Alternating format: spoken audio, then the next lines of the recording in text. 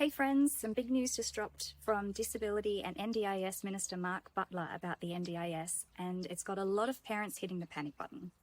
He said children with mild to moderate developmental delays and autism shouldn't be a part of the NDIS going forward. Instead, he's introducing a new program called Thriving Kids.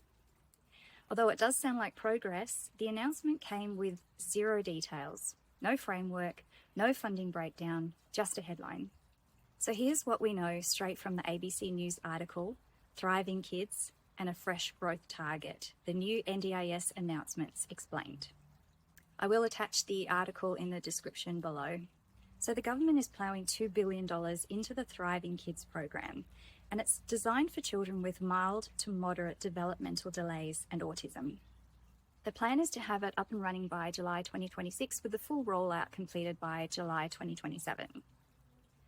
So right now there's no clarity on how this will be delivered. That's still to be determined.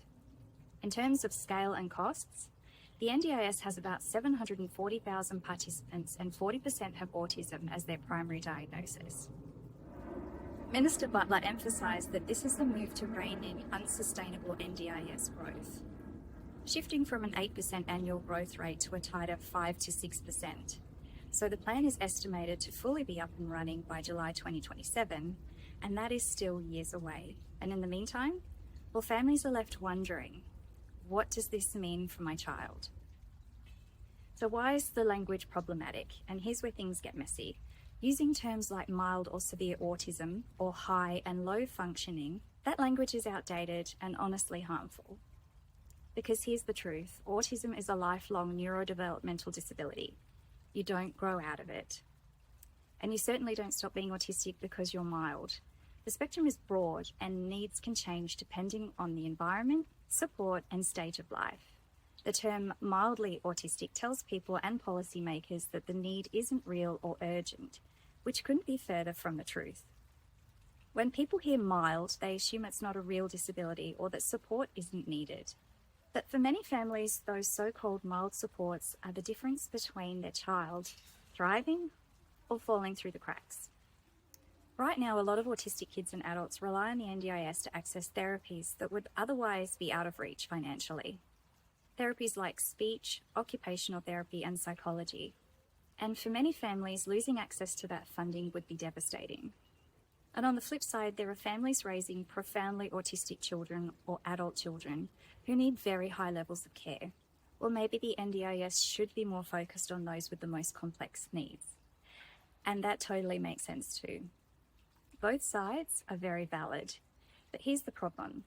What does the new funding model actually look like? Will Thriving Kids cover the therapies in the same way?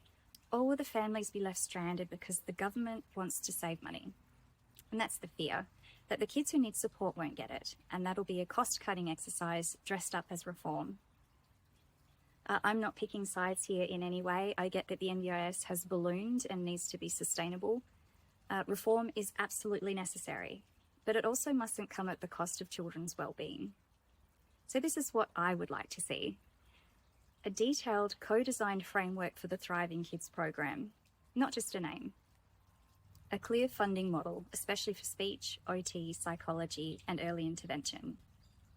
An assurance that current participants won't lose access while the change rolls out.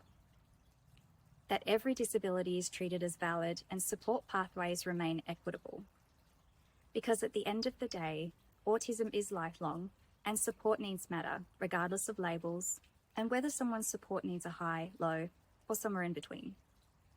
Those supports are still essential to living a full and meaningful life. So that's where we're at the moment. That's what we know. Thriving Kids is coming, but right now it's just a name with no real plan attached. And until we see the details, it's no wonder families are worried. What do you think? Should autistic kids with so-called mild needs stay on the NDIS? Or would a separate program work better if it's done properly? Drop your thoughts in the comments because this is a conversation we need to keep having. Thanks for watching, and I'll see you in the next one.